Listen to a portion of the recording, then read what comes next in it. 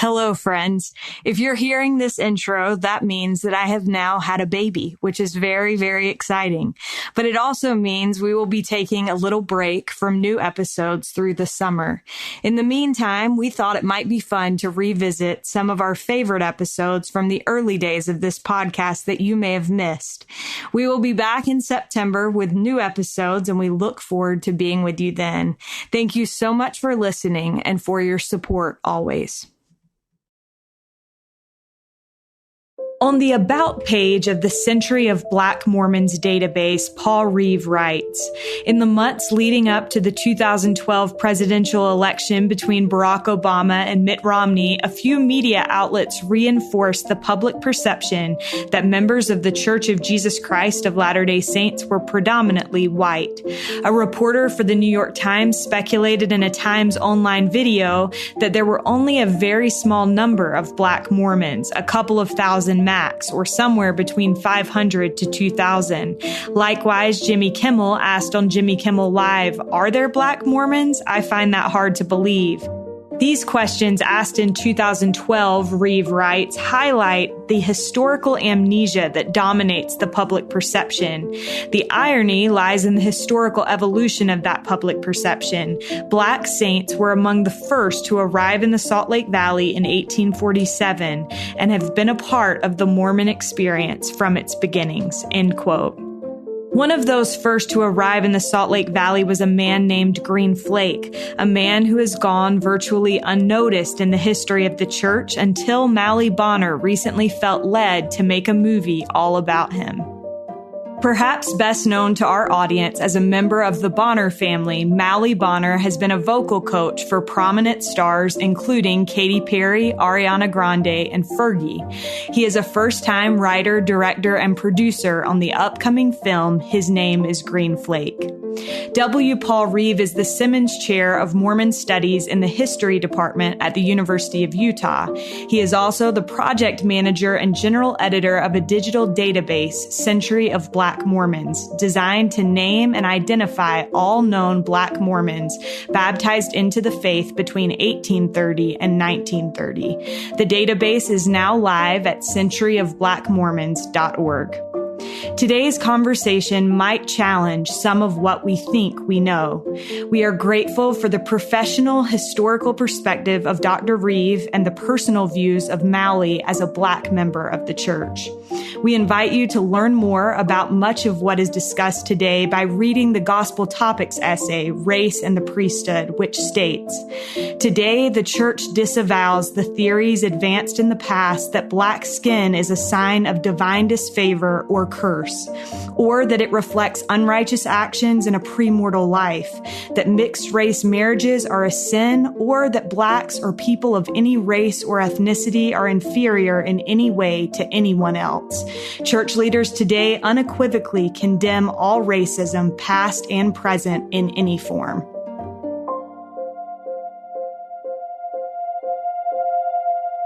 This is All In, an LDS Living podcast where we ask the question, what does it really mean to be all in the gospel of Jesus Christ? I'm Morgan Jones, and I am so honored to have Paul Reeve and Mauli Bonner with me today. Gentlemen, welcome. Thank you. This is such a treat. It's so fun to have both of you. So I want to start out and kind of lay the groundwork for the conversation that we're going to have today. And I wondered, Paul, your background is in history. You've studied Latter-day Saint history in depth. And so I wondered if you could start by telling us about the presence of Black members of the Church of Jesus Christ of Latter-day Saints, specifically in the early days of the church. Yeah, Black Latter-day Saints have been present from 1830 to the present. The first documented Black Latter-day Saint is a former slave named Peter, baptized in Kirtland. That made news in Philadelphia within a couple of months that Latter-day Saints had a Black man worshiping with them. Joseph Smith claims 4 revelations stipulating that this gospel is to be preached unto every creature. Latter-day Saints love to quote every nation, kindred, tongue, and people.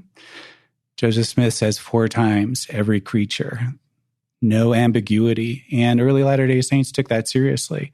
The first documented Black women that we have found to join the church 1835 in Tennessee, 3 enslaved women.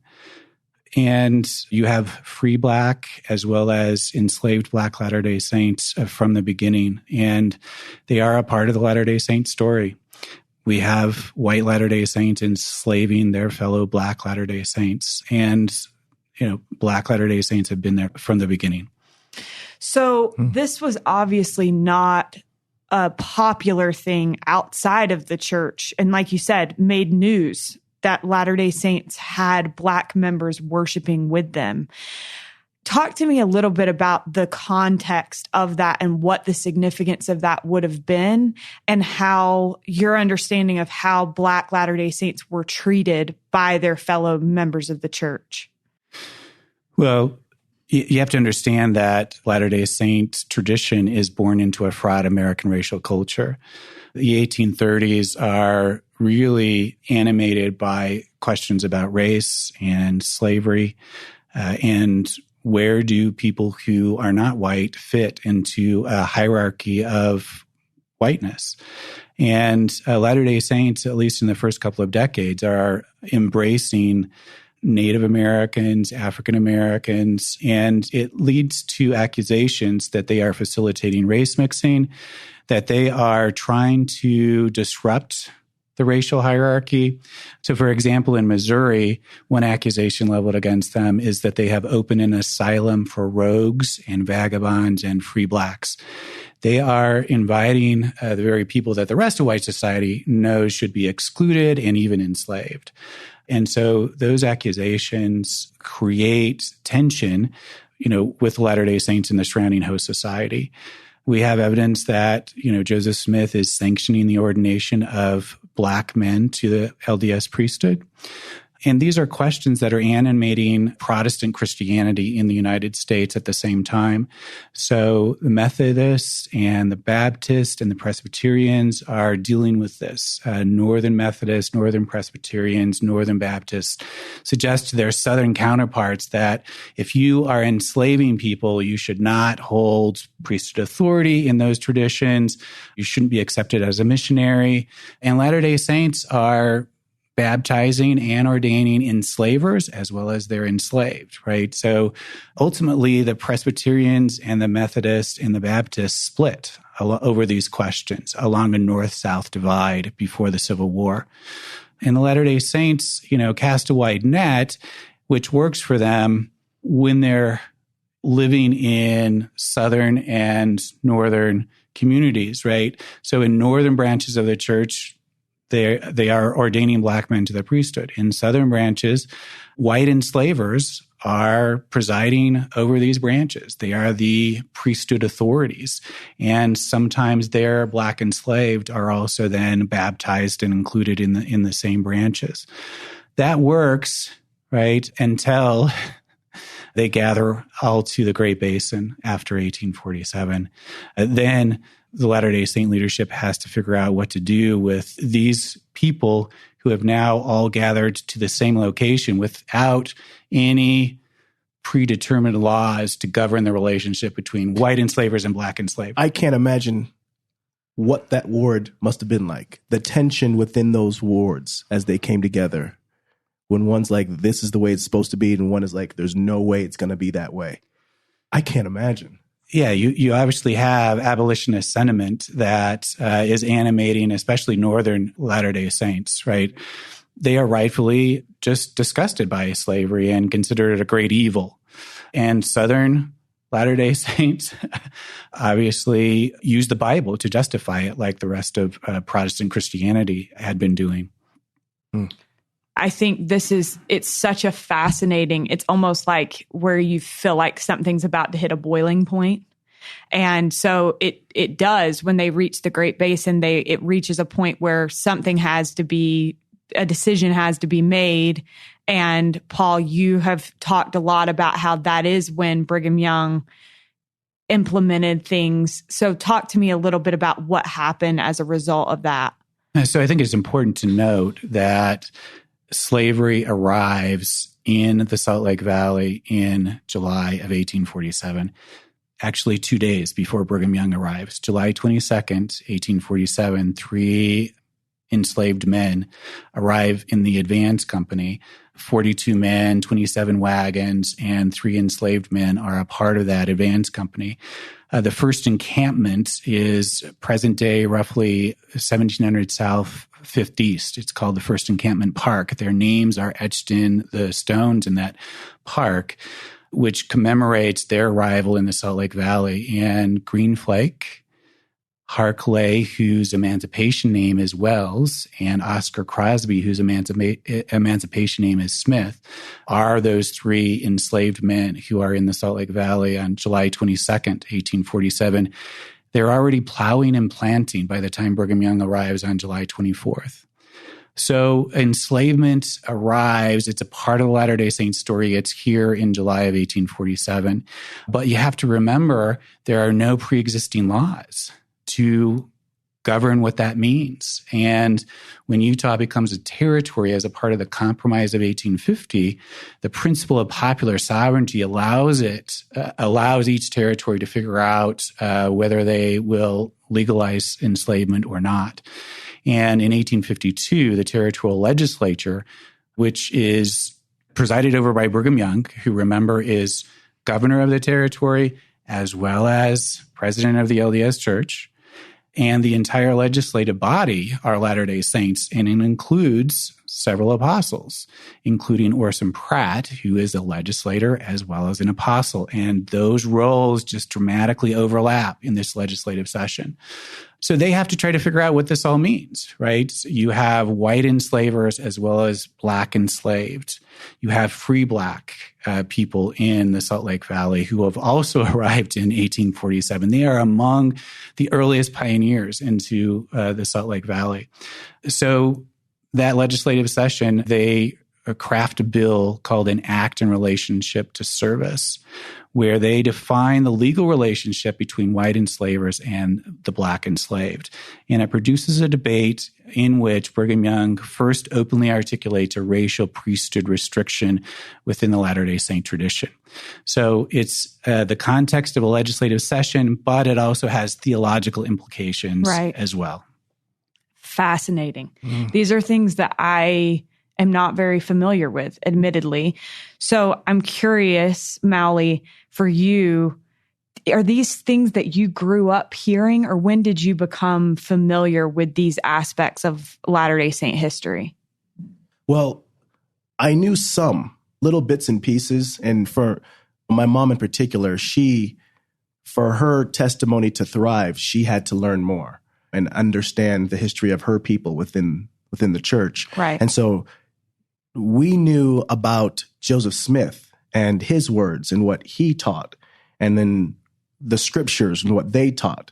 And so that was what a lot of the cultural things that changed within the church, that early beginning was what allowed our family to be able to move forward. Mm-hmm. But even saying that, there's so much I didn't know. Like all of what Paul is just saying, these are things that I've been learning over the last 3 years, starting at the B1 celebration, where it was an awesome event. I was there. It was amazing. It was awesome, right? And so the family performed, and there was just these great pieces on men and women, black and enslaved. And I was like, oh my goodness, I have to know more. Why? Here I am, black in the church, and I can't answer the questions that are asked of me. I should know more, is, what I thought and I felt. And I was embarrassed. I really was. And I was like, I got to dive in. I got to know. I got to know these men and these women that were there and aren't talked about, Right. And so, I just began meeting with historians, and namely Amy Theriot. She gave me so much time. She was so generous with her time. And then she directed me to Paul. And, reading, writing the list of questions, and then sitting on a Zoom call and going through them to try to understand, so generous with their time. And, unfortunately, not everybody has access to that. Right. That's the hard part. But for me, as a songwriter, as I was learning, reading kind of just turned into writing. It turned into music for me. And it strengthened me and my writing ability after I was learning these stories, which is interesting. Yeah. Well, I think what you were just saying is the reason that conversations like this matter, because it's true. We have different networks of people that we're able to connect with and to learn from. But hopefully, by creating this conversation, we can give people access to somebody like Paul to answer some questions or to explain some things that maybe they're not familiar with. And then I think the piece that you play, Mauli, that's so important is that you have this passion and that you have literally put everything that you have over the last couple of years into not only creating a film, but a children's book and talking about the importance of understanding that we're all children of God. And so I want to ask you though, with Green Flake, who Paul mentioned, that's the main character in this film. And I wonder, what is it that drew you to Green Flake? Okay. I haven't told the truth about this story of why. It was supposed to be Elijah Abel. When I was reading and it was Elijah Abel. He was the one that I was writing about. But then I just kept feeling a different spirit, a different energy, and Green Flake, as important and key as he was in that early settling of the Utah territory, there's hardly anything said about him, written. So I could read so much more on Elijah Abel than Green Flake. So I had all this knowledge of Elijah Abel, but then every time something about Green Flake came up, it was such a spiritual experience. And this is the part that I haven't said. So I felt this deep connection between Brigham Young and Green Flake, like spiritual.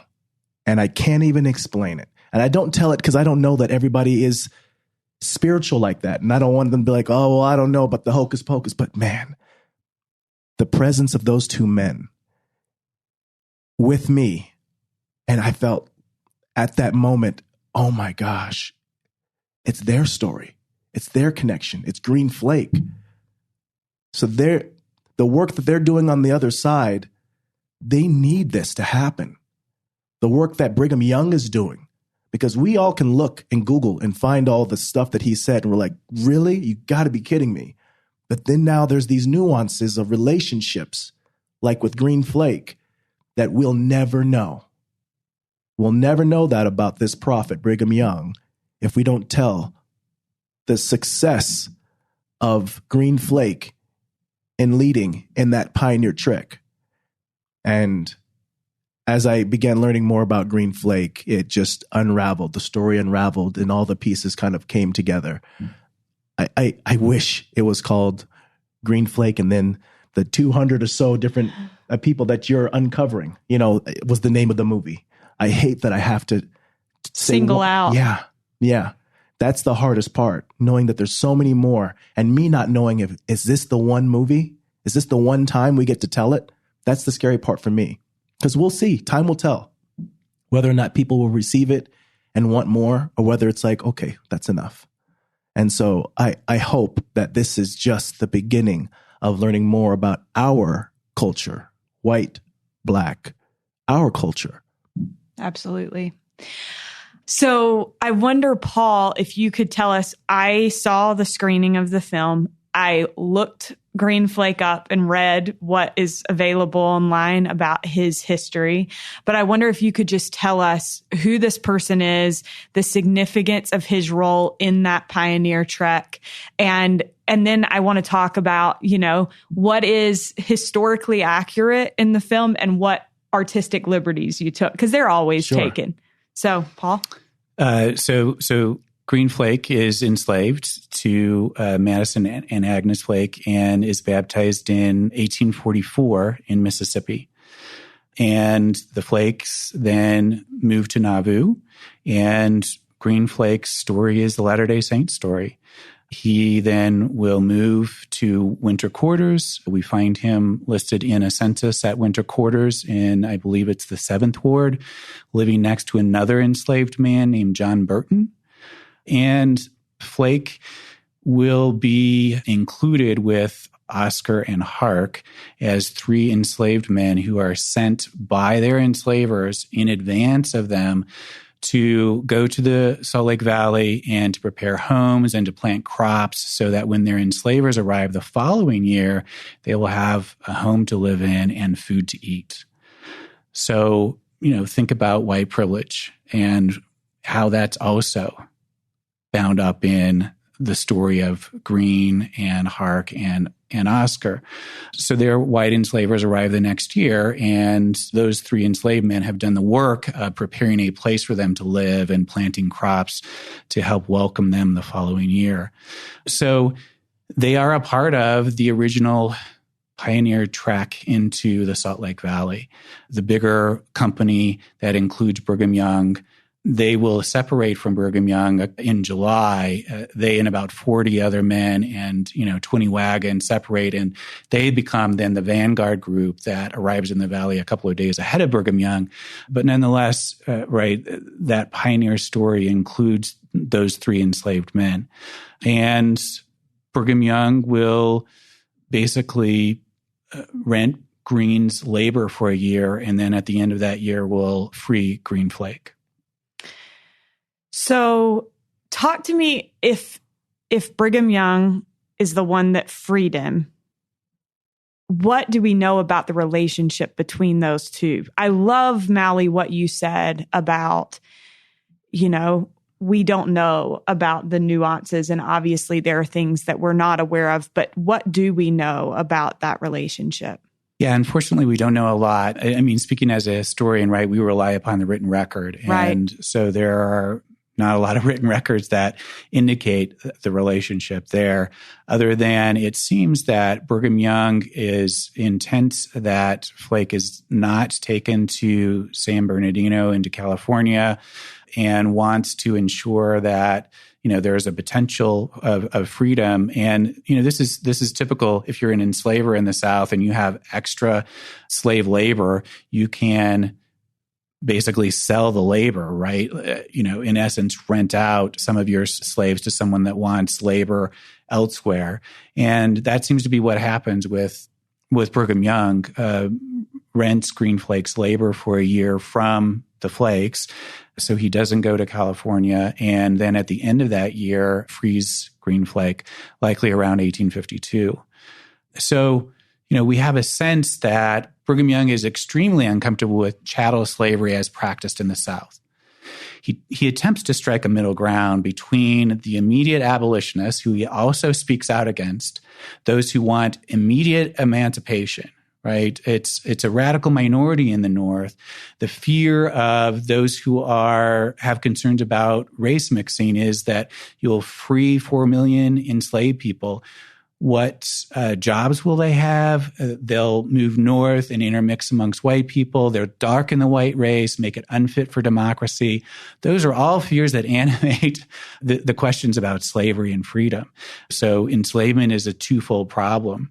It violates the founding principles established in the Declaration of Independence, in the Constitution, but it's also a racial problem. What do you do with Black people once they're freed? Because the majority still harbor racial animosity. They don't believe that Black people are equal. So the majority position is that they should then go to Africa, colonize them in Africa. So all of those are questions that are animating sort of what is taking place in the Salt Lake Valley. And Brigham Young attempts to strike a middle ground between the immediate abolitionists and chattel slavery in the South. And the law that Utah passes in 1852 is a conservative form of gradual emancipation. It will free no one brought into the territory as a slave, but it will not pass on the condition of slavery to the next generation. And as such, then becomes a form of gradual emancipation. So the generation that arrives enslaved, the intent is they will die enslaved, but the condition of servitude will not pass on to the next generation. And that comes out of debates in the territorial legislative session. It's important to note that Orson Pratt wants the bill rejected entirely and is just disgusted that the legislative body would even consider legalizing enslavement in Utah Territory. He moves that the bill be rejected. He calls slavery a great evil. He says it's enough to cause the angels in heaven to blush if the Utah Territorial Legislature enacts this. Now, his stance really then helps to, I think, modify the bill that ultimately passes, because it changes from a bill that would have passed on the condition to the next generation into a bill that kind of stops. It does. There. Yeah, it does. So all of those things are, a part of the context, and we see that Green Flake is then freed by Brigham Young by the end of 1852. I have never totally thought through the political implications and the theological implications and how they're all combining together. So I think that this is super helpful. Mauli, talk to me as a Black Latter-day Saint, as you've learned more about these aspects of our history, how it makes you feel, and the things that you have, had to work through in your heart and in your mind, and perhaps the compassion that it's helped you discover. I don't know. I just feel like there's probably a lot of feelings, even just having this conversation. I'm sitting here and I'm thinking, well, yeah, like I listen to these things as a white Latter-day Saint, and it's hard for me to hear. So for you as a Black Latter-day Saint, what is the thought process there? You would imagine that me being a Black Latter-day Saint my testimony would be shattered after learning this. What? Our own prophet did what? But it started so good. We were on the right side, doing the right thing. What happened? But as I learned these things, it strengthened my testimony. And I don't even know exactly why or how, but I know that it did. And I know that young people especially today, but all of us, young people especially, it's not having the same effect. Not the way that they're learning about some of these new pieces of history that we haven't heard. When they hear it, they're out. And that scared me, because I want them to have the same opportunity to have spiritual growth and a stronger testimony in Christ and his restored gospel, the same way I did. And so that's why I just kind of switched my whole life into this, and to do it quickly. I felt like I was always in a rush. And I get it now, because it feels like now is the right time, as now that we're complete. But I didn't know why in the beginning. And my hope is that in doing this film, and as we learn more about this history, that we'll become comfortable with saying what is wrong, what was not okay, and what was right, and I have always believed when the prophets say and apostles say in conference, we're not perfect. I believe them, and I think we as members of the church need to believe that as well, so that we can acknowledge when things were wrong, and that it's okay. It's okay to acknowledge that these men were flawed and made the wrong decision. We all know slavery was wrong. And I think Brigham was wrong. We all wish that didn't happen. And that's okay. It's okay to say that. It's okay. And I think he's on the other side, hoping that we say that, not find ways around validating his imperfections. He's moved so far past that. And I feel like we do him a disservice, and those men and women who are enslaved a disservice, when we try to minimize what is wrong and what is right. The beauty of it all is that we are here now and have an opportunity to learn and do something good. That's what we have control over. We can't change what was. We were not there. But we are here now. So as we learn, What can we do to make sure that we're telling the full story so that 50 years from now, there's not another Mauli Bonner making a movie because he found out that there were enslaved pioneers? We have to build a monument and educate people somewhere that we can take our families and our children and say they were here too and a big part of it. And we're honoring their service just like we honor their white counterparts. And so as I say that, I'm sure that people who are listening agree. We all want that. It's just a matter of now getting it done. For sure. So talk to me a little bit about the artistic liberties that were taken with this film and what is historically accurate. Yeah.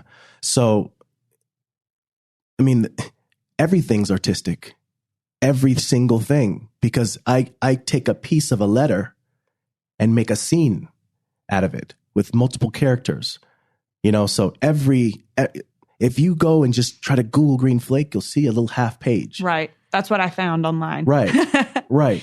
And so when you find that there was a letter written by one of the LDS members wanting Brigham Young to give him to help discipline Green Flake, that's the end of it. But that's a 10-second scene if I just have that letter. So I have to draw out that character who has a problem with the way Green Flake is allowed to lead in the way that he leads or live the way that he lives. And so the artistic liberties are throughout to be able to draw a picture of the human beings behind the story. So they're not just slaves and white Mormons. They're LDS saints that are Black and were enslaved and continue to serve. By the end of this film, I want us to see them as human beings who are just like you, who are at home, just a different color than you, who also believe in the same God in Christ. And he too wanted his family to be reunited after this life. And so my hope was to give history, but to really connect with the human beings behind the people that we hear about. Paul, how do you think he did? Well, don't answer that question. Walk away. No, I love the human connection, right? Like I'm not going to a film like this to learn history per se, other than what's really important is the overarching message, right? And the overarching message is that enslaved Black Latter-day Saints are a part of the Latter-day Saints story. Absolutely. And if that message gets across, this is a success, right? And if we rally behind the notion that these people deserve to be remembered, and we are willing to own up to the fact that slavery was a part of the Latter-day Saint story, it is the Latter-day Saint story, right? That we need to grapple with the more complicated and messy aspects of our racial past. That includes their faith, their fortitude, but also the racism they endured. That's a part of the story as well. How do we lead out in abandoning racial prejudice if we don't own our own racial prejudice? And that includes the racial prejudice in the Latter-day Saint history. So I think the film helps us to reckon with our historical past. Obviously, Mauli is using a different medium than I do, but that's okay. It's all a part of, the bigger cause, the bigger hear that? mission. You said it was okay. That's right. Can you repeat that? No, I'm just kidding. Get that in writing. I think that is such a good point. And it's funny, when we were walking out of seeing the screening, my boss and I were walking out together, and I said, it's so interesting to me that I knew that Black Latter-day Saints were there and present in Nauvoo and in Missouri, but I had never really thought about the number of Black Latter-day Saints, and that there was a decent sized group of Black Latter-day Saints. And so I said to her, I just never thought about it. I never visualized it that way. And she said, I think that it's kind of like polygamist wives. Like we don't like to think about it. And so we just don't go there in our minds because we don't want it to we don't want to have to face that part of our history, the fact that there were members of our church who were enslaved.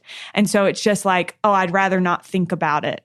But why do you think that it's important for us to embrace and acknowledge the presence of these people in our history? Oh, man. I was just talking with Paul the other day, and gosh, I don't even know if I should say this, but I'm going to say it.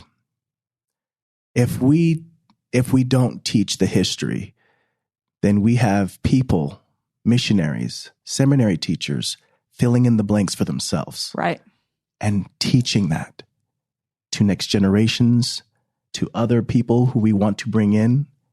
And we make up rationalizations of why it was okay or what happened. They need to know the history so that there aren't children taught in seminary that they can't meet Christ because you're Black. And those are real things that are happening because the seminary teacher doesn't have all the tools. Right. Period. Right. Doesn't mean their heart's not in the right place. Just means that they're trying to figure out what is the reason? Well, this. And the missionary saying, who are 18 and 19 years old. Yes. Two missionaries told me, what do you think about the Blacks and how was all that? And I said, well, what do you think? What do you say? And they said, well, it was all for your benefit. And I said, enslavement for the benefit of them? They wanted freedom. They wanted what you had. They wanted to seal their families together. Their families were torn apart. And those poor missionaries hadn't even thought that far into it.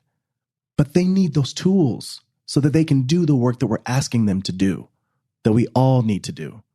So without the truth, we make up our own. We just had an episode of this podcast with Keith Erickson, who's the director of the Church History Library, and he talks about how continuing to perpetuate stories and fill in blanks and assume things, the danger of it. And I do think it's something that is prevalent in the world in general, but certainly in our church. And so I wonder, Paul, one thing that struck me as I prepped for this interview and I listened to another conversation with you, you talked about how the reversal or the removal of the priesthood ban was not the church forsaking anything, but rather returning to its roots. And you've talked about this, that Black members were embraced into the church. But talk to me about the significance of understanding that this is actually the church as it is, as the restored church of Jesus Christ, and how important it is for all to be welcomed in that church. Yeah, going back to the notion that Joseph Smith is claiming for Revelations, that this gospel is to be preached unto every creature, early Latter-day Saints seem to take that seriously. I think it's really important to understand the racial history in three broad phases, right? So open priesthood in temples. Elijah Abel receives his Washington anointing in the Kirtland Temple. He's ordained to the priesthood sanctioned by Joseph Smith. Q. Walker Lewis in the Lowell, Massachusetts branch, also ordained by William Smith, an apostle at the time. So we have evidence that in the first couple of decades, there's open priesthood in temples. And then we go to segregated priesthood in temples. And in my estimation, June 1978 restores us back to where we began. It's not taking us in a new direction. And I think just understanding those three phases is really important for Latter-day Saints so that the priesthood and temple restrictions aren't somehow in the originating in the midst of time and eternity, right? We can actually trace through the historical record, they take on a life of their own. They accumulate growing precedent across the course of the 19th century. And there are very human decisions that are being made, and they're grounded in racism. Brigham Young does not believe that Black people are equal to white people. And that's a part of our racial story. We need to understand it and grapple with it and make sense of it. So in my estimation, sort of thinking about it in those phases is really important to understand that the racial restrictions were not in place from the beginning. If you want to make that case, you have to argue against the evidence. You can go all the way to March of 1847 with Brigham Young himself, who is on record as favorably aware of Q. Walker Lewis as a Black priesthood holder. He calls him one of the best elders and African in Lowell, Massachusetts. That's Brigham Young in March of 1847. He also says, we don't care about the color. His position transitions. He takes us in a different direction. If one Black man can be ordained to the priesthood, then all Black men can be ordained to the priesthood.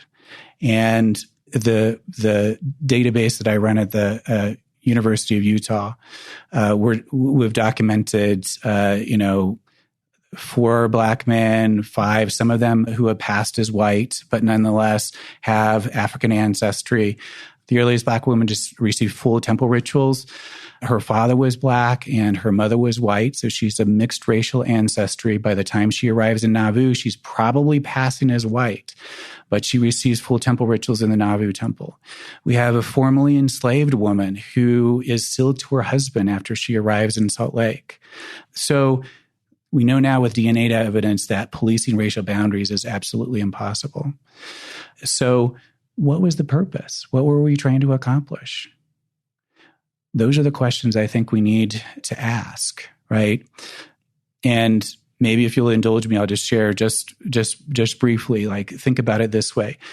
We have Frida Lucretia McGee Ballou, baptized in 1909 in a creek outside of Tylertown, Mississippi. And Novella Sargent Gibson, baptized in a creek in Caroline County, Virginia in 1906. Both of them in the Washington, D.C. temple within 1 month of June 1978. One has waited over 70 years from her baptism, the other over 69 years from her baptism, to be allowed into a Latter-day Saint temple and to be sealed to their loved ones. Now, what needed to change? Both of them could answer the temple recommend interview questions before June 1978, the same way that a white person could answer. And they were told no, and a white person yes. The thing they needed to change was the Church of Jesus Christ of Latter-day Saints. If we think about repentance as change, they are allowed into the temple 1 month after June 1978. Their lives were worthy according to the temple recommend interviews. But they had been prevented for over 70 years from temple admission. So, think about that. A white person giving the same temple recommend questions and a Black person. And it's not based on worthiness. A Black person, Frida and Novella, were living their lives according to gospel standards in every way possible, but were denied because of their skin color, not because of worthiness. And that's racism. So those are the things that I think, including Black Latter-day Saints in our story, help us to understand, help us to grapple with, and help us to abandon our racial prejudice in the present. And that's what President Nelson has called us to do. That's the mandate from the prophet. How do we do that if we can't even acknowledge our own racism? We need to own it and then be willing to stand in places of empathy in the present. What better people than Latter-day Saints who experienced a form of soft racism at the hands of outsiders saying they weren't white enough, but also then have come to understand the consequences of racism because we participated in it. What better people to stand in places of empathy in the 21st century and lead out in issues of racial justice instead of being hobbled by our own racial past. When I listen to stories like the 2 women that you just talked about, and I just feel so much appreciation for them and appreciation that they stuck it out, appreciation that they hung in there. like bless those good women. And thank you, Mauli, for your example of confronting these things today. Paul, thank you. I am so appreciative for the work that both of you are doing. And I just wondered, before we get to our last question, Mauli, you mentioned earlier this desire to create a monument. And I think sometimes we look at something like a monument and we think, well, like, why does it matter? Why does it matter to have names on a statue or names on a rock? But it does matter. And I think you did such a good job at the screening. You talked about, you know, what you said earlier, being able to bring your kids somewhere and say to them, you know, these people were like you, and they contributed to the Church of Jesus Christ of Latter-day Saints. And so talk to me about, I'd love to get both of your perspectives on the significance of having representation in the form of a monument or recognition in that form. Yeah. You know, something that crosses generations and racial, cultural lines is scripture. Children, old white lady, young black boy, you know, everything in between can read a scripture and draw strength from it, regardless of their background. When we think of Joseph of Egypt and we think of the Jews of Israel, Shadrach, Meshach, and Abednego, Daniel in the lion's den, I would venture to say that they weren't white, but they were all enslaved for a portion of their life, just like green Flake. And we all draw strength from them. We're doing ourselves a disservice not to acknowledge some that have done the same thing and so close to where we are today, right here in our country, in Salt Lake. We're going to grow so much stronger spiritually when we allow ourselves all of the stories from those who have come before us. And the monument, what that does is there's representation. It's difficult when there is not. It's hard to explain to our children if there's nowhere to go and see. It's hard to know if it's true. It's hard to, when you do hear things that are hard or a mean person saying a terrible thing, you can at least go here and say, no, we were there and we do good things, or they were there and they do good things. We need somewhere to acknowledge all of the contributions because, you know, to be honest, it's difficult for me to explain to my children just in church, you know, that no, there are brown angels. Let's go home and we're going to draw some brown angels for you. And we're going to, no, daddy can be an angel. Absolutely. We need representation because sometimes the words aren't enough. And my goodness, the leaders in our church have said so many brilliant, inspired things. And I just want to be able to support their words with somewhere to see that they acknowledge our history, all of it, all of it. This is the restored gospel of Jesus Christ, and it is true. And in its truthfulness, we cannot send people from our church outside of our church to find more truth. They should be getting it here, right here. And I think healing is what we're craving. Oh my goodness, I know I am. You know, 2020 gave us all a good licking, right? And we want some healing. We want somewhere to say, we're moving forward together, not past, but forward together and acknowledging the past that came before us. And we're saying to our generations that follow, this is how we are moving forward. As we learned, this is what we are going to do. This is our time to do it. And if we don't do it, I pray that our children will. Thank you, Mauli. Paul? Well, I think monuments are important. They represent a physical manifestation of public memory, and they acknowledge in a physical way, in a very material way, right, the racial past that we're talking about.